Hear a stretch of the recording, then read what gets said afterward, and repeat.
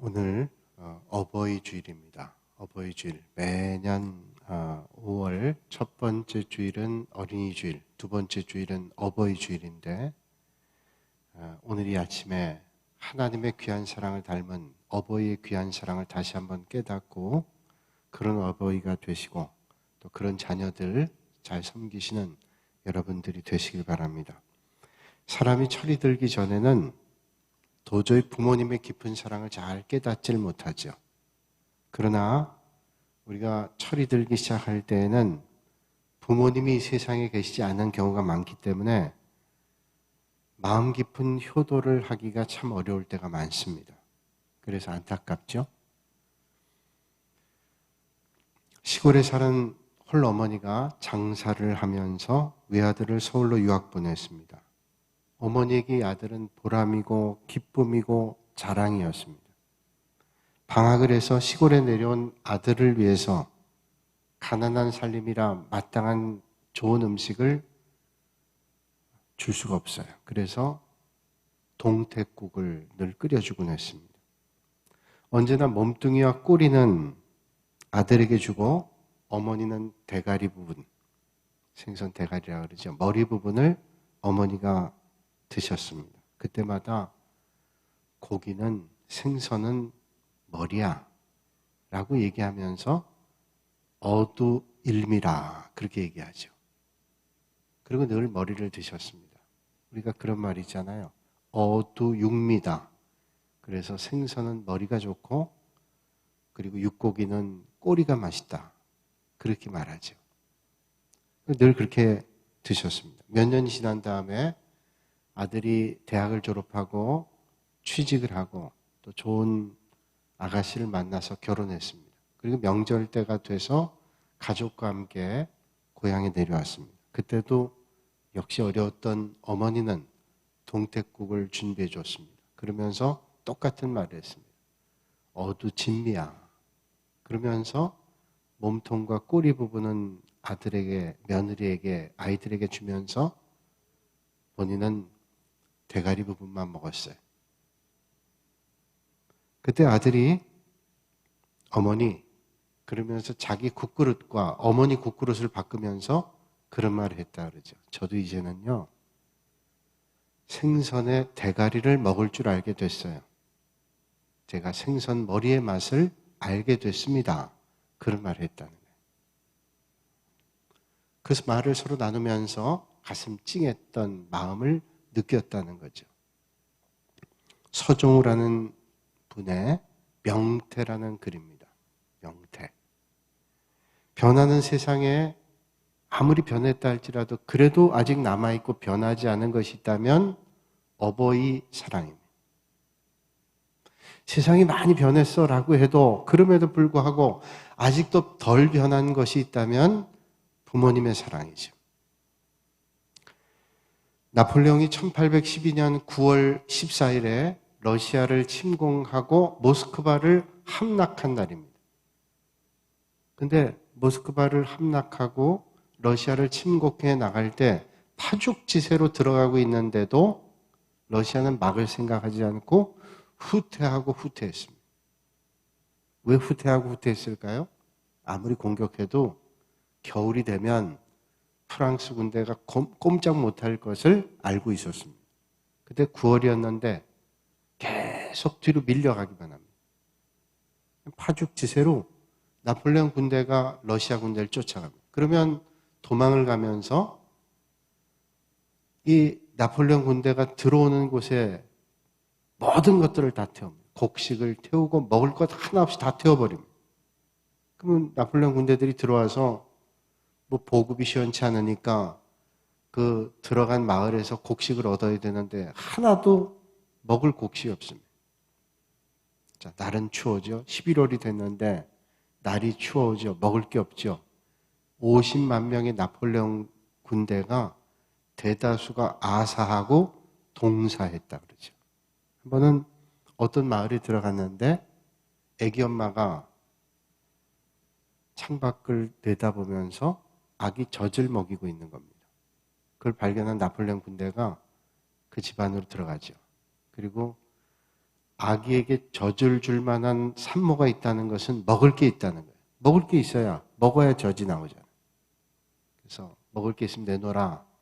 총을 들이대고 요구하죠. 그런데 이 엄마는 아무런 대답도 하지 않습니다. 총을 들이대는데도 아무 표정도 대답도 없어요. 이 나폴레옹 군대 군인이 개머리판으로 어머니를 밀쳤습니다. 어머니를 밀치니까 아기가 떨어져 나가잖아요. 근데 아기 입이 피투성. 왜 아기 입이 피투성이었냐면 젖을 달라고 하는 아이가 엄마가 산모가 먹질 못했으니 젖이 나오겠어요. 엄마가 젖을 달라는 아이를 보고 자기 가슴 부분을 째서 피를 먹이고 있었다.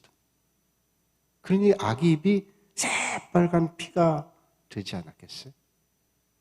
이게 어머니. 자식을 위해서 자기의 피를 먹여서까지도 키우는 게 어머니라는 거죠. 진나라의 한원이 촉으로 가다가 장강상류에 계곡이 있는데 그 계곡에서 새끼 원숭이를 한 병사가 장난삼아 잡았습니다. 그래서 그 병사가 원숭이 새끼를 데려가는데 어미 원숭이가 따라오더래요. 그거를 좋다고 장난치면서 데려가는데 무려 그 어미 원숭이가 100리를 따라온 100리, 40kg 넘는 거죠. 100리를 따라왔습니다. 그리고 이 병사가 자기의 배에 올랐는데 이 원숭이가 배에 따라 올라왔다가 실신하고 죽었다. 100리를 따라오던 배가 배에 올라타면서 죽었어요. 도대체 무슨 일인가 이상하다. 그래서 배를 갈랐더니 창자가 다 끊어졌답니다. 얼마나 애를 탔는지 창자가 끊어져 죽었어요. 그래서 나온 말이 있죠. 단장이란 말이에요. 잘라졌습니다. 그게 어머니. 얼마나 애를 탔습니까? 꾀꼬리도 마찬가지예요. 꾀꼬리도 자기 새끼를 데려갔더니 울지 않고 죽더래요. 왜 죽었나 봤더니 창자와 간이 다 녹아서 죽었다. 그게 어머니 아니에요? 그게 부모님의 마음이죠. 변하는 세상에 그래도 변하지 않는 것이 있다면 바로 그게 부모님의 사랑입니다. 우리 인생 짧습니다. 어머니, 아버지 사랑합니다. 말하기 쑥스러울 때 있지만 그 말을 하려고 할 때 세월은 기다려 주지를 않습니다. 그러면 우리는 어떻게 하나님의 사랑을 닮은 부모님의 사랑에 보답하는 효도할 수 있을까요? 또 진정한 효도는 뭘까요? 오늘 우리에게 주시는 말씀을 통해서 하나님의 음성을 들으시는 여러분들이 되시기를 바랍니다. 오늘 본문이 이렇게 말씀하죠. 너 낳은 아비에게 청종하고 내 늙은 어미를 경히 여기지 말지니라. 내 아비에 청종하라. 청종하라는 말은 뭡니까? 듣는 거죠. 부모님 말씀에 듣고 순종하는 것이 가장 부모님에게 효도하는 기본입니다. 아무리 잘해드려도 부모님의 마음을 듣질 않는다. 외면하고 무시한다. 존중하지 않는다. 그게 무슨 효일까요? 가장 중요한 효는 귀담아 듣는 겁니다. 사람들이 커가면서 예전엔 커 보였던 부모님이 작아 보이죠? 그리고 자기가 더 커 보입니다. 그리고 더 많이 안다고 생각합니다. 부모님의 말을 무시하는 경향이 있습니다. 그러나 오늘 성경은 우리에게 말씀하죠. 아비에게 청종하고 내 늙은 어미를 경히 여기지 말지니라. 아버지 말을 잘 듣고 어머니를 존중하는 거예요. 경하게 여기면 안 된다는 거죠. 잘 듣는 데서부터 시작이 됩니다. 제가 신학대학원 다닐 때 90년, 80년 후반, 90년 초반에 다녔는데 그때 언제인지 모르겠어요. 소망교회를 은퇴하신 곽선희 목사님이 교회 성장학을 가르치셨습니다. 이분은 풀러 신학교에서 피터 와그나라는 교회 성장학 교수에게 배웠던 분입니다. 이분이 교회 성장학을 가르쳐 주셨는데 그때 스쳐 지나가면서 해주셨던 이야기가 떠오릅니다. 1950년 가을에 아버지가 총살되는 것을 먼 발치에서 산 언덕에서 자기 아버지가 다른 두 사람과 총살당하는 걸 봤답니다. 공산당에. 그걸 먼 발치에서 봤어요. 자기 아버지가 공산당에 총 맞아 죽는 걸 볼 때 그 마음이 어땠겠어요. 그러나 공산당이 거기 있기 때문에 금방 달려가지 못하고 해가 진 다음에 공산당이 다 떠난 다음에 힘을 다해서 달려가 봤습니다. 그랬더니 아버지는 이미 숨을 거뒀고 함께 총살당했던 두 사람은 숨이 붙어있대. 근데 뭐 살아날 것 같지 않고 숨을 껄떡거리면서 죽게 생겼어요. 두 사람은 살아있지만 아버지는 죽었습니다. 대성 통곡을 하면서 시신을 끌어안고 아무리 울부짖어도 아버지가 살아날 수 있나요? 그런데 그때 벼락 같은 소리가 들리더랍니다. 자기 귀에.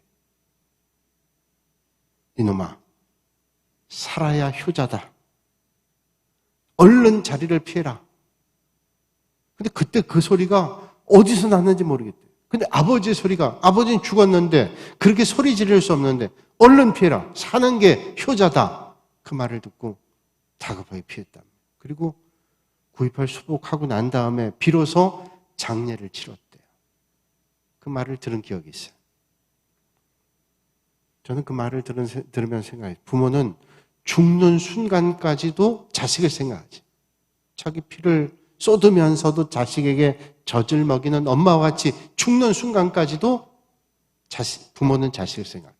그런데 죽는 순간까지 죽어서도 자식을 생각하는 게 부모님이라고 말하는 거 아니에요? 그러나 자식은 죽을 때까지 그 마음을 잘 헤아리지를 못합니다. 부모는 죽을 때까지, 아니 죽어서도 자식을 잊지 않고 그 마음을 보듬고 생각하는데 자식은 그 마음을 잘 헤아리질 못해요. 그래서 잘못할 때가 많다는 거죠.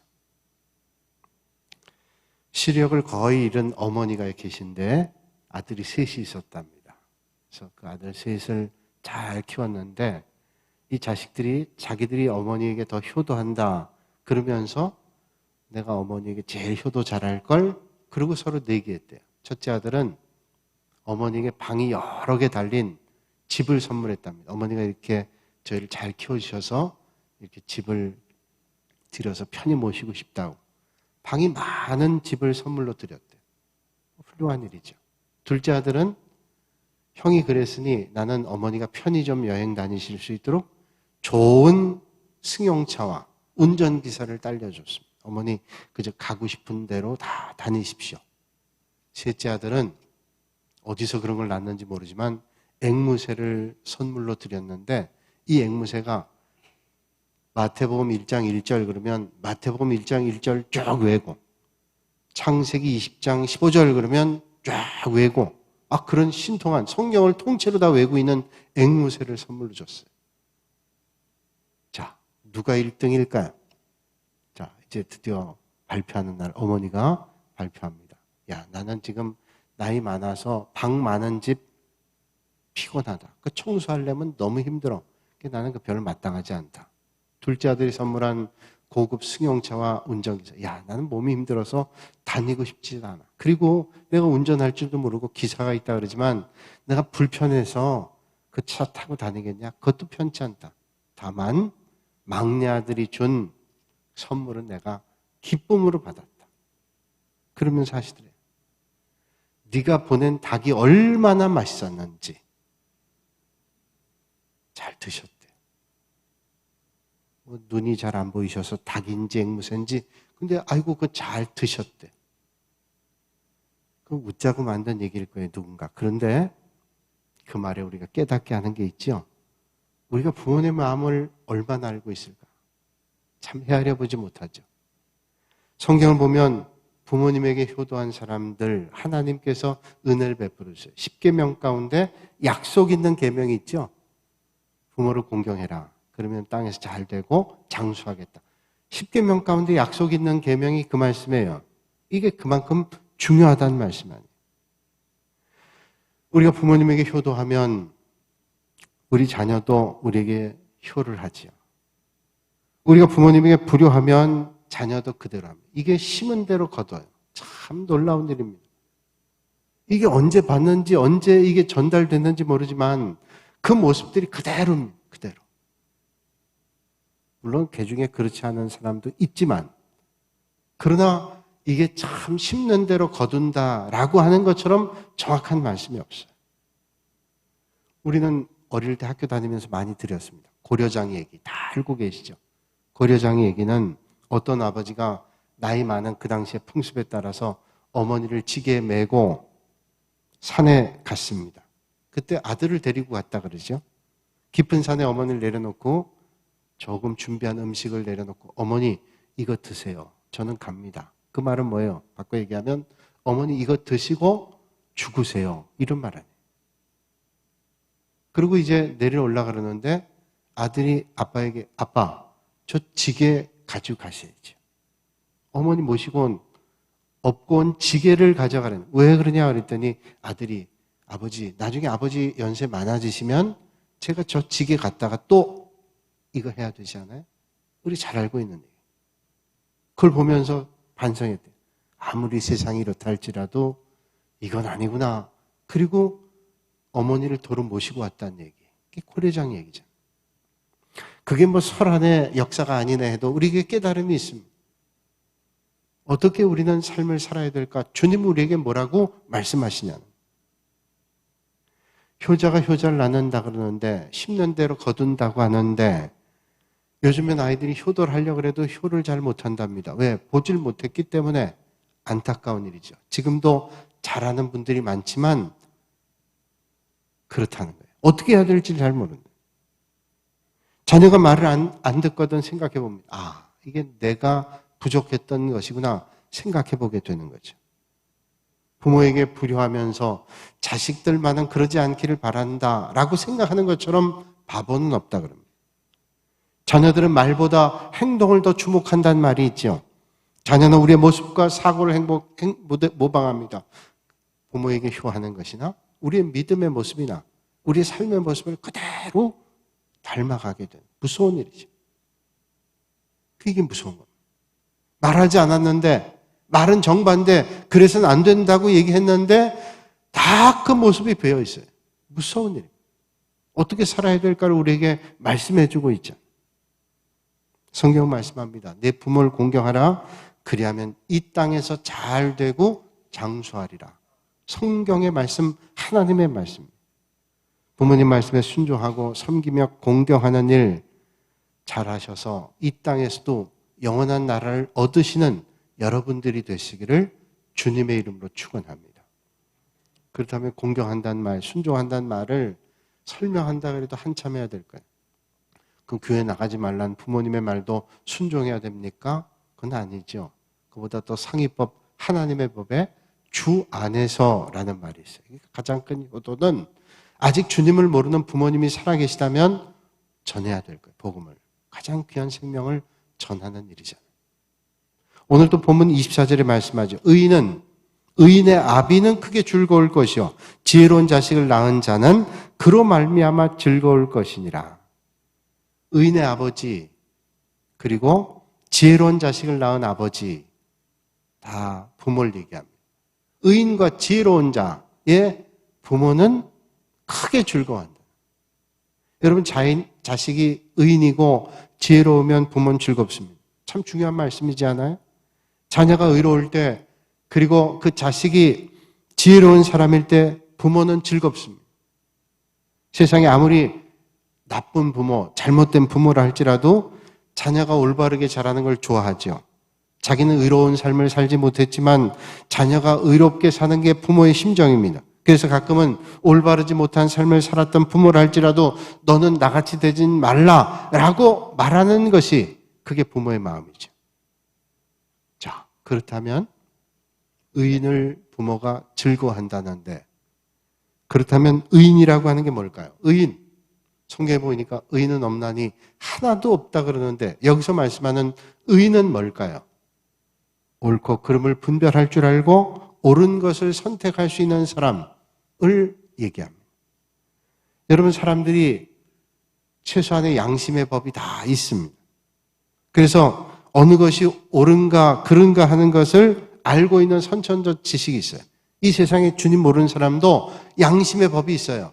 그래서 이게 잘못된 건 좋은 건지 압니다. 거짓말하고 다니고 못된 일을 하고 다니면 이게 잘못된 건지를 대체로 압니다. 뭐 모르는 사람도 간혹 있긴 하지만. 그건 뭐 양심의 법. 이러면 내가 벌 받겠는데? 라고 하는 것을 깨닫게 되죠. 다른 사람 훔치고 때리고 못되게 하면서 이게 내가 될까 하는 생각이 양심의 법이죠. 그렇다면 왜 의인돼야 될까요? 의인되면 부모가 기뻐한다고 해서 의인되냐? 그렇지 않죠? 간단합니다. 하나님이 의로우시기 때문에 오늘 우리에게 말씀하시는 의로워져야 되는 하나님의 법이에요. 창세기 6장 9절 말씀 보면 이렇게 말씀합니다. 노아는 의인이요 당대 완전한 자라.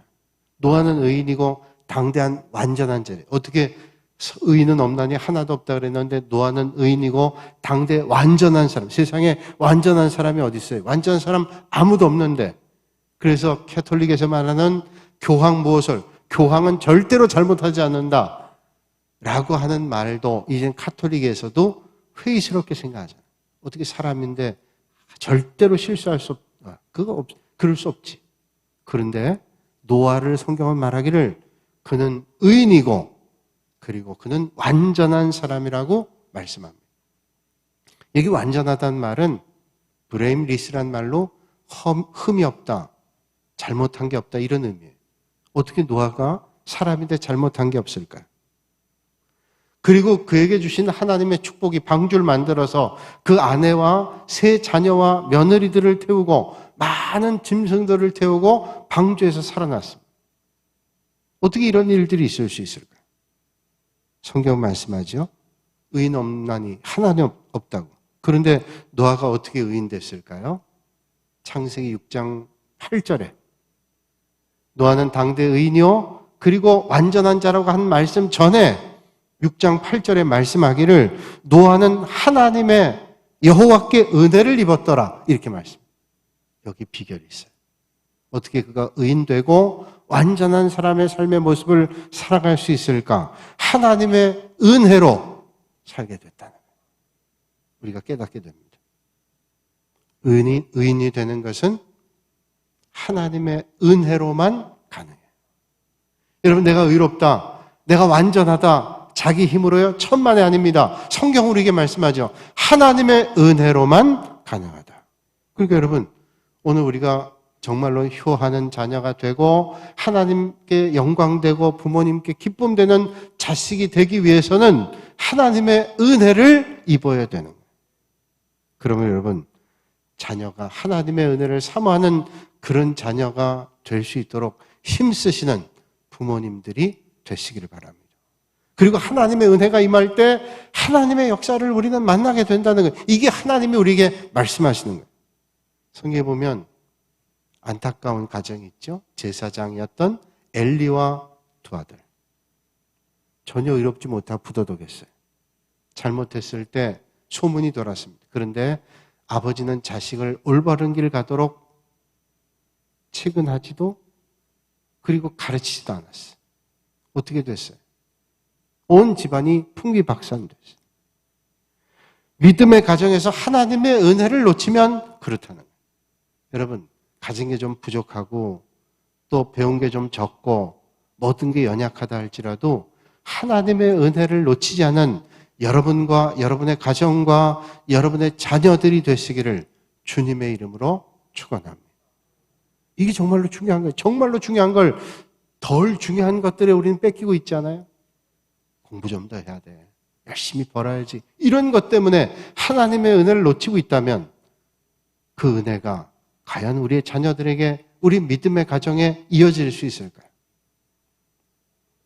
시편 37편 25절에 말씀하죠. 내가 어려서부터 늙기까지 의인이 버림당하거나 그 자식이 걸식함을 보지 못했도다. 의인은 자기도 잘 되고 자식이 잘 되는.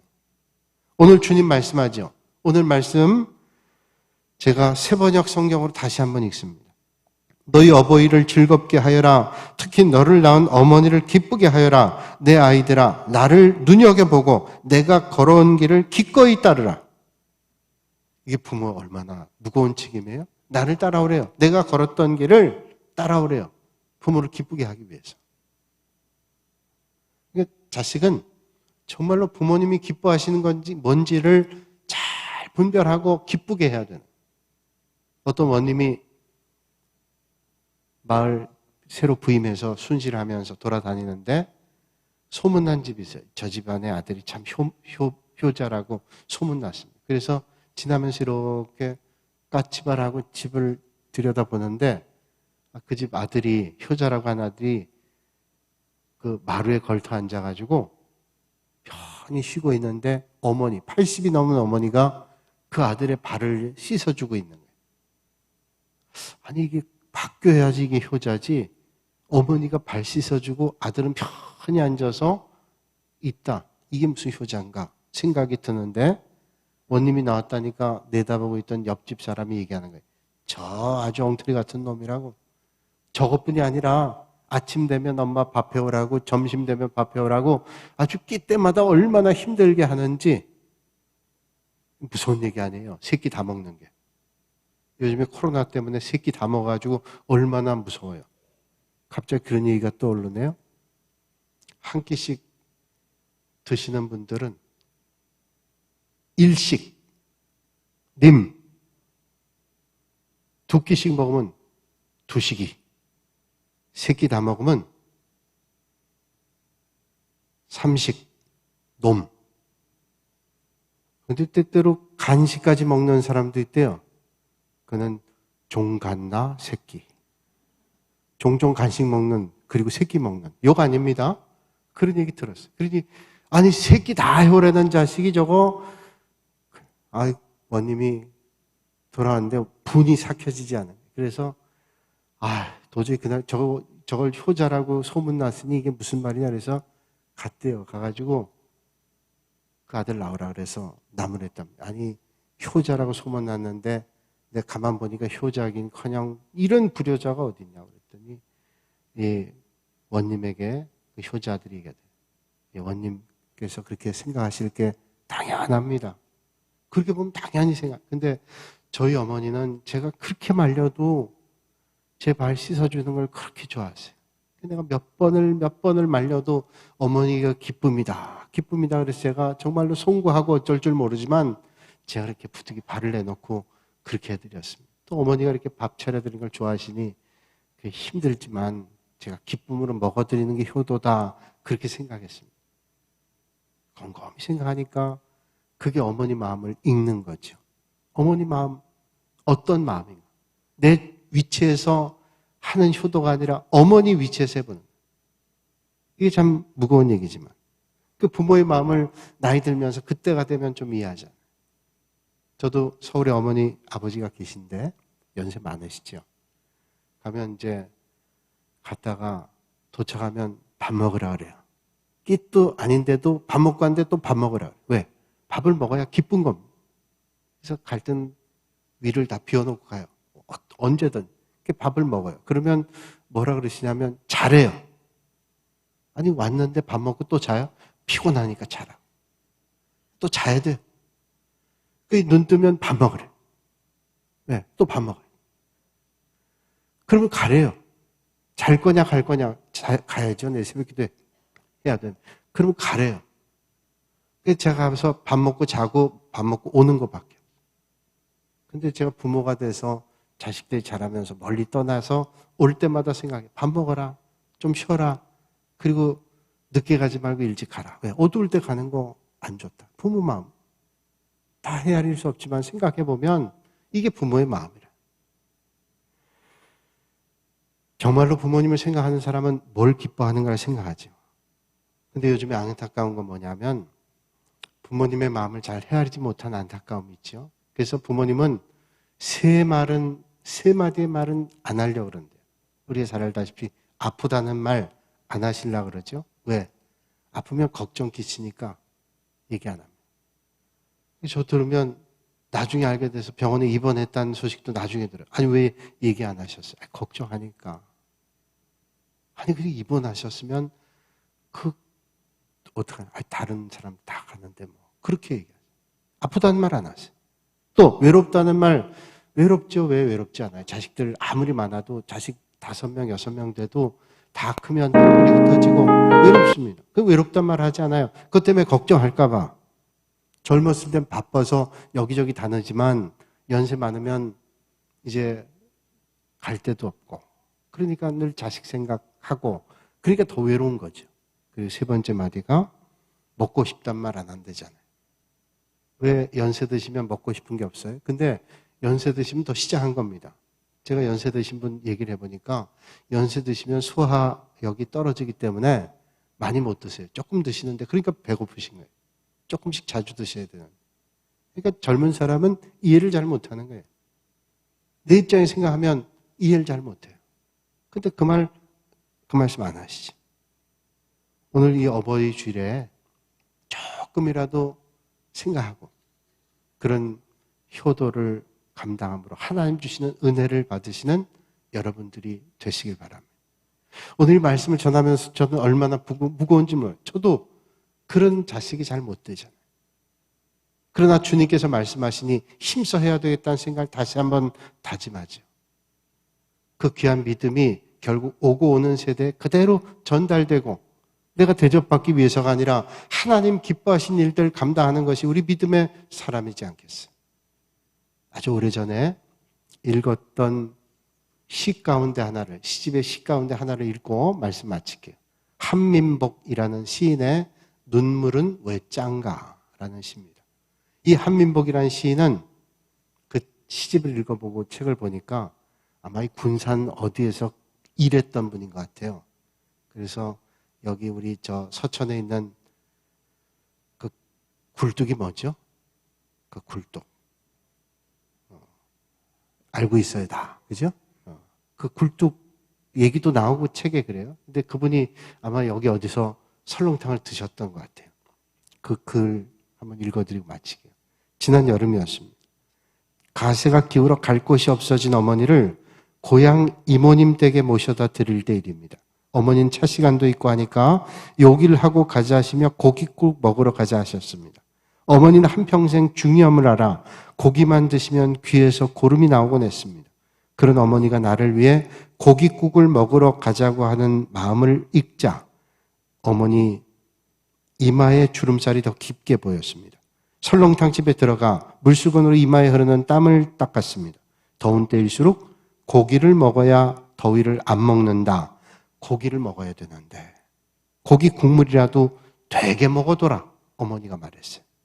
설렁탕에 다대기를 풀어 한 대숟가락 국물을 떠먹었을 때였습니다. 어머니가 주인 아저씨를 불렀습니다. 주인 아저씨는 뭐 잘못된 게 있나 싶어 고개를 앞으로 빼고 의아해하며 다가왔습니다. 어머니는 설렁탕에 소금을 너무 많이 풀어 짜서 그런다며 국물을 더 달라 그랬습니다. 주인 아저씨는 흔쾌히 국물을 더 갖다 주었습니다. 어머니는 주인 아저씨가 안 보고 있다 싶어지자 내 투가리에 국물을 부어주셨습니다. 나는 당황하며 주인 아저씨를 흘끔거리며 국물을 더 받았습니다. 주인 아저씨는 넌지시 우리 모자의 행동을 보고 시선을 애써 외면해 주는 게 역력했습니다.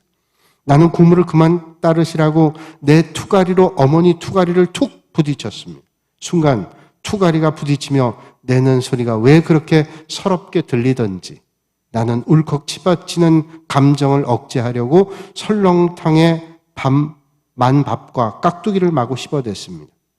그러자 주인 아저씨는 우리 모자가 미안한 마음을 안 느끼게 조심 다가와 성냥감만한 깍두기 한 접시를 놓고 돌아서는 거였습니다. 일순 나는 참고 있던 눈물을 찔끔 흘리고 말았습니다.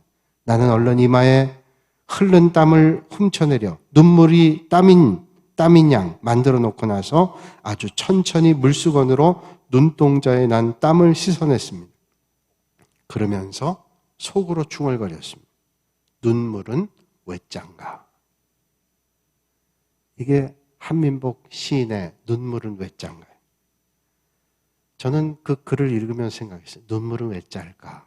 어머니의 사랑 때문에 그 어머니의 눈물 때문에 짜겠지. 어버이 주일에 어버이 사랑을 닮은 여러분들이 되시기를 주님의 이름으로 축원합니다. 거룩하신 아버지 하나님, 오늘도 이 아침에 주님 전으로 저희를 불러주시고 오늘 우리에게 귀한 어머니, 아버지를 선물로 주신 그 하나님의 사랑을 떠올리며 부모님의 사랑을 다시 한번 되새길 수 있도록 은혜 주시니 감사합니다. 우리에게 좋은 부모님을 허락해 주신 아버지 하나님의 은혜를 기억하면서 오고 오는 세대를 위해서 오늘 우리도 좋은 부모님들이 되게 하여 주시옵소서. 그리고 그 귀한 부모님들에게 정말로 주님 사랑을 기억하며 섬기고 존중하고 아끼며 사랑할 수 있는 은혜도 허락하여 주시옵소서. 예수님의 이름으로 기도하옵나이다. 아멘.